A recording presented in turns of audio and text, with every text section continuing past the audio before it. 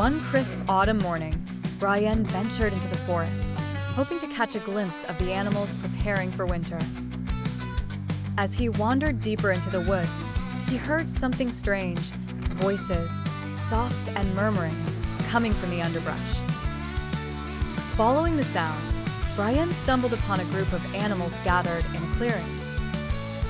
To his astonishment, the animals were talking. A fox, a squirrel, and a rabbit were engaged in a heated discussion. Brayen hid behind a tree and listened. "The forest is losing its voice," the fox said, its eyes wide with concern.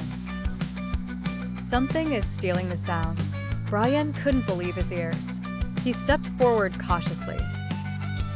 "Excuse me, but did you say the forest is losing its voice?" The animals turned to him, surprised but not afraid. The squirrel nodded. "Yes, human. The birds have stopped singing, and even the wind seems quieter. We're worried something is wrong." Brayen, always ready for an adventure, offered to help. "I'll find out what's causing this," he promised. The animals led Brayen to the heart of the forest, where the trees stood tall and ancient. There, they found a strange, dark mist swirling around a large oak tree. As Brayen approached, the mist seemed to pulse with a sinister energy. "The mist is what's stealing the sounds," the rabbit whispered. "But how can we stop it?" Brayen thought for a moment, then remembered a story his grandmother had told him about the power of music.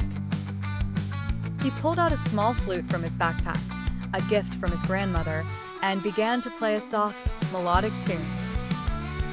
As the music filled the air, the dark mist started to dissipate.